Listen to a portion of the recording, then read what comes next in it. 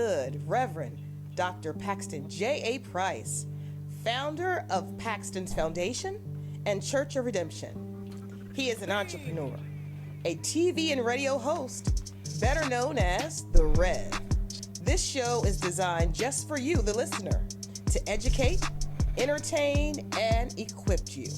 Now sit back, buckle up, and now let's roll with The Rev.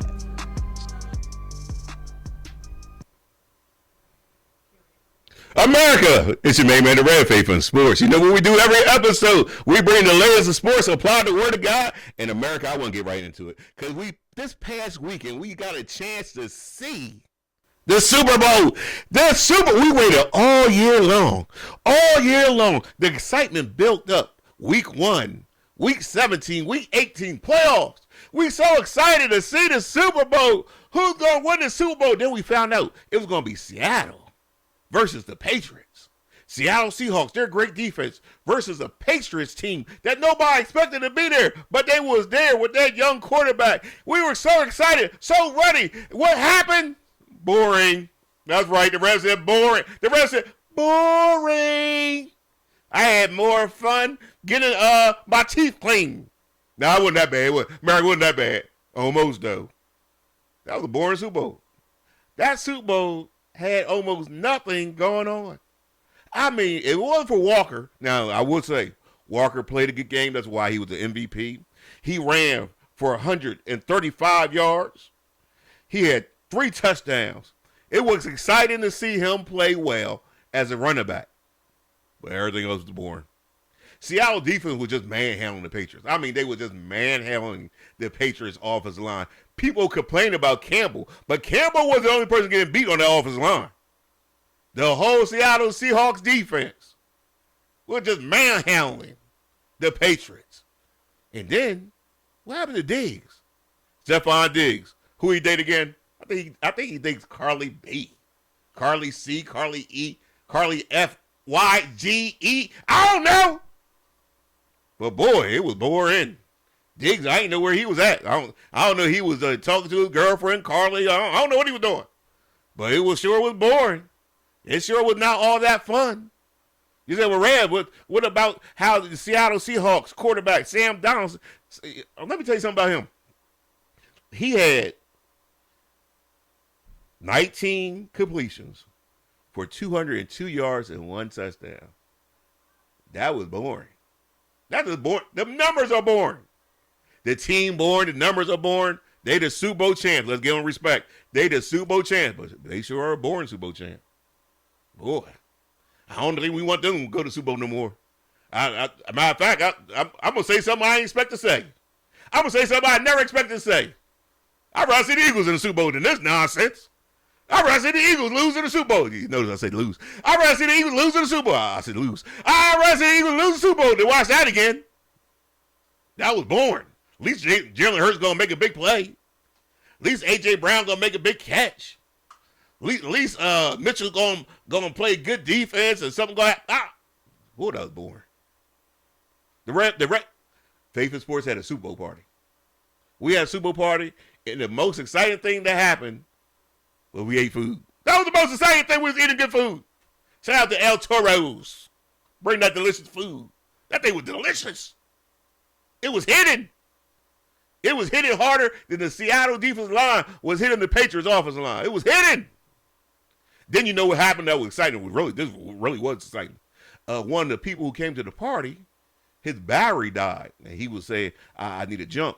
And Red was like, I called AAA. He's like, I don't want to put you out of the way, Red. And you call AAA. And next thing you know, my members got together, led by Tiana, Neil, and the rest of my members, and said, we're going to buy you a battery. They went out and brought him a battery. He had an out. He needed 2 batteries. They were like $250 each. They got to pour their money. My wife was like, I got some money. I was like, girl, you don't put that money down? What is wrong with you? She got some money for him. My members got money for him. And they brought him a battery. Put in his car. He had a brand new battery. Car starts up all the time now. His car starts up more than the Patriots offensive line started up. But they ain't do nothing.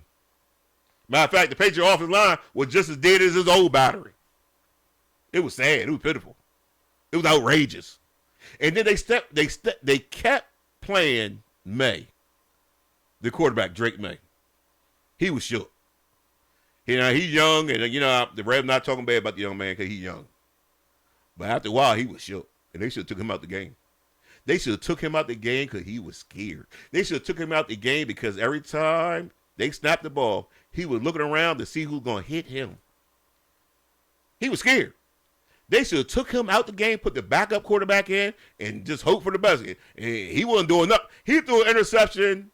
If they were going to have a chance at the game, he threw an interception that was so bad, so outrageous. It was 3 defensive players back there. You just threw the ball up. He was scared. You know when a person's scared, they can't do anything. And that's what we saw. We saw a young man who after a while was scared to play, and it ended up being a boring Super Bowl. But we're going to do all due respect to Seattle Seahawks, the Super Bowl champs this year. Seattle Seahawks, your defense played well.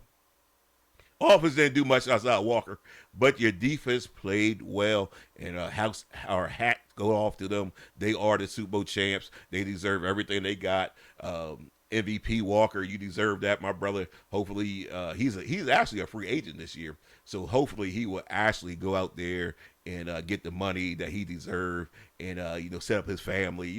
But other than that, we can't complain. We know that next year we're gonna have an exciting Super Bowl. You said, well, Rev, who's gonna win the Super Bowl next year? I'm glad you asked me that question. I'm gonna go to the AFC first. Let's talk about who's gonna win. Not who's gonna win. I'm gonna say that. I'm going to tell you who's going to go to the Super Bowl. Next year, in the Super Bowl from the AFC, will be the New England. No, it won't be New England Patriots. It will be the Houston Texans. No, it won't be the Houston Texans. It's going to be the Jackson Jaguars. Jacksonville Jaguars will go to the Super Bowl. That's right. Jacksonville, Florida. Jacksonville, where it's hot. Jacksonville, we're let's go Florida, let's go. Let's go Disney World. Shout out to Disney. Hey, send some money too. You know what? Jacksonville, I think they have the team that's going to go to the Super Bowl from the AFC, represent the AFC in the Super Bowl, and next year and later on in the year, I'll tell you who's going to win. You say, well, who's going to go in the NFC? Glad you asked me that question. I'm going to tell you, the team I think that is going to go to the Super Bowl is a team that I believe has all the pieces together. The Philadelphia, psych! That's a lie. I'll tell you who's going to go. It's going to be the San Francisco, psych! It ain't going to be the 49ers. 49ers ain't going nowhere. It's going to be the Rams, psych! Ain't no Dodgers. Ain't nobody drive no Dodge around here. Team's going to the Super Bowl next year. The Dallas Cowboys. Nobody rest of the Dallas Cowboys. The Dallas Cowboys. The Dallas Cowboys going to the Super Bowl. That's right, Dak Prescott. The Dallas Cowboys will be in the Super Bowl against Jacksonville. That's right, you heard it here first. That's right, the Revs here bring you truth. This is why the Rev always bring you the truth. It's not what you want to hear. It's not what you like. It's just the truth, because the truth will make you free. Dallas Cowboys in the Super Bowl. You said Dallas Cowboys ain't been in the Super Bowl in 30 years, Rev. Ain't nobody ask you all that. It's always some people coming up with some nonsense. It's been 30 years. Ain't nobody asked you how long it's been. I said this year coming, the Dallas Cowboys going to be in the Super Bowl. Dallas Cowboys ain't won since 1995. Nobody asked you that. Keep that to yourself. Keep that to yourself. It's going to be the Dallas Cowboys. That's right, after 30 years. That's right, the Dallas Cowboys. Yeah, it's been a long drought, but guess what? In the darkest hour, when things seem the most depressed, when things seem like there's no hope, what do? You look up. And when you look up and it's dark outside, what do you see? You see the star, baby! The star! The Dallas Cowboys! And the star shall rise again. The Dallas Cowboys shall shine on America again. The Dallas Cowboys shall light the world again. Dallas Cowboys, the star, going to shine. NFC champions. They're going to be in the Super Bowl versus Jacksonville. I'm going to tell you who's going to win the Super Bowl later on. I can tell you right now. I don't want to spoil everything. Don't spoil your meal with the dessert. No, sir. You're gonna ride this thing out. We're gonna eat this thing up. Dallas Cowboys. Super Bowl. Jacksonville. Super Bowl. Get ready for it. He said, Ray, well, tell us about this Super Bowl. Tell us about the halftime show. Bad Bunny. People would ask me about Bad Bunny. Bad Bunny. Super Bowl. Show. Halftime. What do Rev think about it? Trash. Take out the garbage. Trash. Filth. Nonsense. Can we pull up the clip that I wanted to pull up? I want you to see this at halftime show. I want you to see what they showed you at the halftime show. Let's just play. Watch this for a second. We're gonna play that again. Watch what we're gonna see. We're gonna see this. Look at this nonsense here. Watch this. What did you see? Did you see what I saw? Did you see two men dancing together? Can I ask you a question? Why is that in a halftime show? Why are you showing that at a halftime show? Why do I need to see two men dancing together at a halftime show for football? It's football. You know what? If you show two men dancing together for, I don't know, some type of AIDS medicine commercial, I don't want to see it, but at least it goes together. How two men dancing at a halftime football show gonna? You need to stop. NFL, you need to stop this nonsense. Roger Goodell, stop this. Don't do this no more. I don't never want to see that again. No point, no time, ever. Ever again. We're here to see football. You want a halftime musical show? Great. Show us some music. Show us somebody singing. But don't you ever, under no circumstance, do that again. Ever. My kids watching a football game, why would that? Never do that again. My wife said, don't keep going on about Rev, because then people get upset. Let them get upset. Somebody need to say what all the good fathers are saying. All the good fathers are saying, I don't want my kids to see that no more. For what? We don't want to see that no more. Tell you another thing. If you're going to have a big halftime show in an American sport, that is football, baseball, basketball, you might want to do it in English, my man. You say, well, Rev, people speak other language. Yes, they do. But do you know what the language is in America? The official language is English. If you're going to have a show for majority of Americans, you might want to speak English. Matter of fact, you want to speak another language in English? Great. But English should be in it. Duh. That's the language we speak in America. English. What is wrong? Who came up with this nonsense? Who approved a halftime show not in English in an American sport of football? Who even came up with that concept? Why didn't you have both playing? You know what I mean? They could have played both. It'd been okay. Well, Rev, if people say they don't like the show, they racist. Yeah, okay. You telling a black man in America he racist. Think about that for a second. Ain't nobody racist. I know good music when I hear good music. I know something kicking when it's kicking. I know something that's hot when it's hot. I know something cold when it's cold. There ain't no good music. I want to hear good music. Next Super Bowl halftime show. Don't come up with no nonsense like this again. Give me something that's hidden. Give me something that's banging. You say, well, Rev, you must not like Spanish people. That's a lie. Bruno Mars. Ain't that his name? That's his name, right? Bruno Mars. He got some kicking songs. Rev like it. Yeah, Rev like it. You could have played him. I like it. I like good music. I know good music. I like good music. When I was young, there was a young boy. Same age or about the same age I was. A little bit older than me. Name was Michael Jackson. Michael Jackson knew good music. As a matter of fact, if I remember correctly, Michael Jackson had a song. And in his song, he said something that I didn't understand. He said what I think he said. This is what I think the lyrics are. Now, you know the lyrics. You can correct me, but that's what I think the lyrics are. I'm going to save my mama some apple pie, too. You say ain't the lyrics? Don't care. The music's good. Yeah. The music, I don't care if I can't understand what they're saying. I know good music when I hear good music. As a matter of fact, you tell me what Shamon means. Shamon, that ain't a word. Not English. Shamon, that's Michael Jackson. Shamon.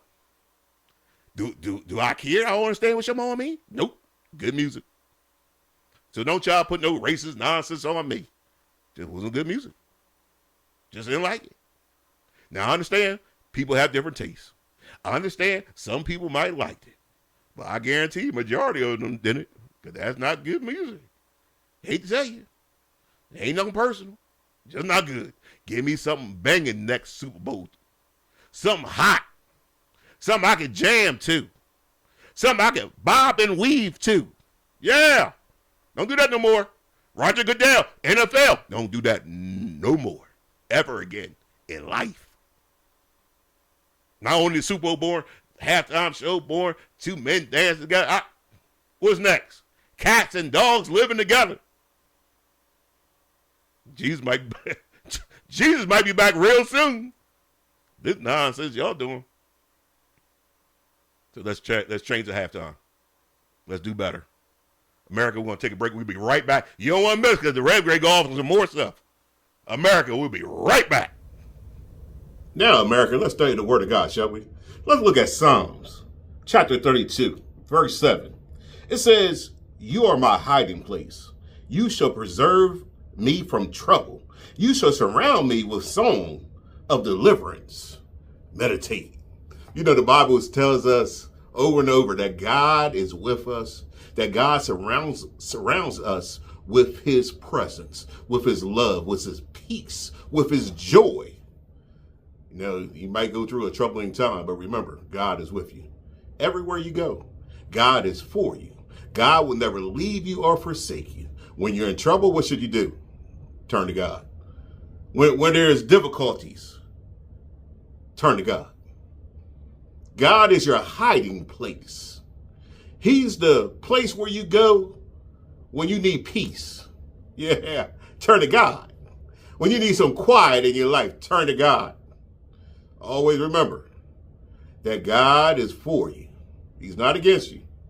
You never run from God. You always run to God. What the devil tries to get people to do is run from God. I'm not going to church this week because this week they have got my nerve. No. Run to God. I don't feel like praying. I'm upset. No. Run to God. I'm mad, so I'm not going to do anything. No, run to God. Always run to God because God is for you. God's going to protect you. He's going to keep you. God is a friend that sticks closer than a brother. Always run to God. No matter what the circumstances, situation, run to God. It's your main man, the Rev. Faith in Sports. America, we're back, and we're excited to see what's going to happen in the NBA. Let's switch to the NBA. Let's go to the NBA because let me tell you something. We saw the Detroit Pistons, the Charlotte Hornets. We saw them play a game, and a fight broke out.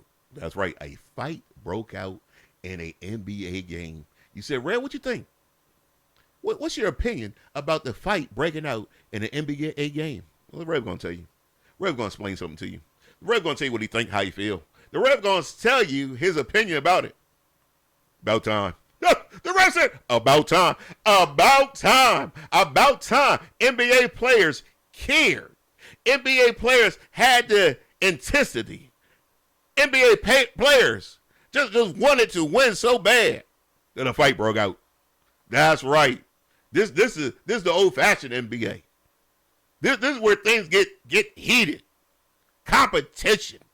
Now, we don't want people to punch other people, but we don't mind a little competition. A little fire. Shut up in the bones like Jeremiah. And a little something. A little passion. A little heart. That's what we saw. We saw Detroit Pistons, Charlotte Hornets, and let the Rev say something about the Detroit Pistons. The Rev going to say something that more people need to start talking about. The Detroit Pistons are for real. not only are they beating teams, not only did they beat, like, let's say the New York Knicks by 20, but as you can see, they got some fight in them. They got some hunger, some competitive toughness to them. The Detroit Pistons are not a team we are looking for to fall off. We are looking for them maybe to win it all. I mean, I know OKC is like that. OKC is like that. But the Detroit Pistons are proving they are like that as well. The Detroit Pistons are proving with Cunningham. My goodness. This Detroit Pistons team is real. This Detroit Pistons team has proven throughout this season they are the top team in the East. They beat all the top teams in the East. And as you can see, they are not just playing basketball, but if they need to push people around, to get tough, to get physical, they can do that too. I mean, the boy ran off the bench to get a punch in. You're going to get suspended. Don't punch nobody. But you see how tough they are. You see how ready to prove that they are not going to be pushed around. They're not going to back down. This Detroit Pistons team is for real. The Detroit Pistons, the legacy of the bad boys is back. That's right. Just like in the 90s, the Detroit Pistons bad boys are back. Matter of fact, I seem to feel a theme. Maybe the 90s are back. Maybe that's why the Reds picked the Dallas Cowboys in the Super Bowl, because the 90s have returned. And the Detroit Pistons bad boy experience has returned. Yeah, they're like in the 90s. Detroit Pistons. They might be the best team in the NBA. I said it. They might be the best team in the NBA. I know, OKC, all due respect, NBA champs, y'all the best team right this second. But, boy, you better keep a lookout for this Detroit Pistons team. You better watch your back. Yeah, because they coming for that number one spot. Shout out to Lucas. They coming for that number one spot. Matter of fact, Luder might be good halftime show NFL. Okay, let's go back to NBA. Yeah, they come for that number one spot. The Detroit Pistons are for real. Beginning of the season, I thought, you know what, they've been playing good basketball, but let's see how long they keep it up. That's what the Rev thought to itself. The Rev thought, okay, they've been playing a good 20 games, and that's what Rev thought to itself. But now the Rev looking at them like, no, that's a monster in the making. I know a monster when I see a monster. Listen to me. When I was young, I watched Frankenstein. I watched a monster rise. I watched Dracula. I watched Blackula. I know a monster when I see one. Yeah. I see my white family members. I know a monster when I see one. The Detroit Pistons teams, they're monsters. They are for real. This is going to be something in the East. Not only do you got the Pistons, the Knicks, then you got the Sixers. How about them Sixers? Let's talk about the Sixers for a second. Embiid is playing his best basketball since he was an MVP. Embiid seems like he got his knee right, his feet right. It looks like he lost some weight. He is playing good basketball, and that Sixers team, led by Maxey, with the young rookie, VJ. This Sixers team, yeah. Detroit are monsters. But there might be a little monster growing up. That Philadelphia 76ers team, can they keep it up? Can they stay healthy? And then when we get to the playoffs, can they show up? Because, you get Paul George back. Paul George has been suspended for the wrong type of medicine. When you're on that wrong medicine, that gets you in trouble all the time. Do not take the wrong medicine. If you got to roll it up, it's the wrong medicine. If you got to sniff it up, it's the wrong medicine. If you got to shoot it up, It's the wrong medicine. Don't take the wrong medicine. Don't be like Paul George. Take the wrong one. Yeah. Don't do it. But with Paul George out, let me tell you something. The Sixers have a chance to let these young people play. Like Grimes. The Rev think Grimes is a very, very good player. Barlow, if they could continue to grow, mature, if they could continue to come together as a team, the Sixers in the East, then when you look out west, OKC, Houston, and of course the Spurs. And let's not forget the Nuggets. Don't forget the Nuggets. You know, Jerker got something to say. The Nuggets got something to say. He said, Rev, you forgot the LA, the Lakers. I ain't forget the Lakers. Matter of fact, the Lakers forgot themselves. LeBron James. You know LeBron James won't play in the All-Star game this year. First time in 21 years. You know what the Rev expect? A good game. Ever since LeBron James came in the league, the All-Star game began worse and worse. I'm glad he ain't playing now. Because now I think he might have a good game. Ever notice when LeBron James stopped being the face of the NBA, all of a sudden, a little bit of toughness came back? They started calling LeBron James Lil Flop. Yeah. When Red was young, one of the best groups was the Barge. Well, we got LeBron, Lil Flop, and them. Yeah. Him out the All-Star game is the best thing to happen to All-Star weekend. Now, I think we'll have a good All-Star game. I expect to see a more exciting All-Star game. I expect to see people who care with passion again. Yeah, it's your main man, the Rev. Faith in Sports. You know, America, this is what we do every week. Every week. You're going to get something exciting. You're going to get something new. We're going to talk about the Word of God. The Word of Sports and the Word of God. They all go together. You say, how'd that go together? Just look at the New Testament. Paul gave many examples of sports and how it relates to your faith. That's what we're here to do at Faith in Sports. America is your main man, the Rev. Faith in Sports. Here we go. Here we go.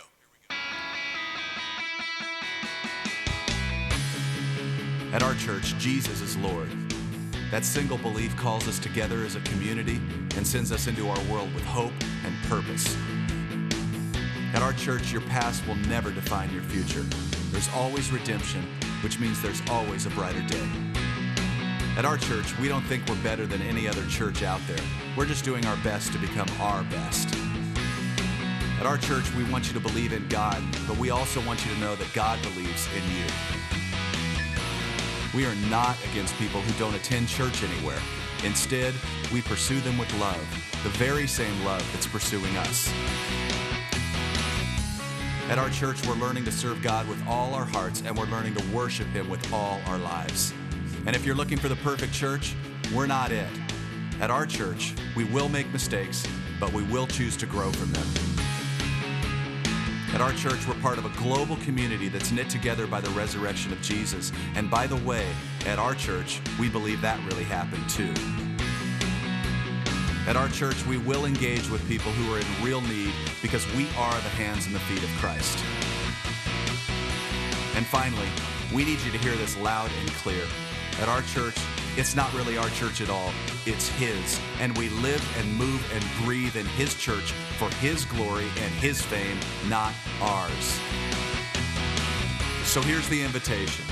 You're invited to jump in with your whole heart at your own pace and to experience the life that awaits you in Christ. Friends, this is going to be good. Welcome to our church.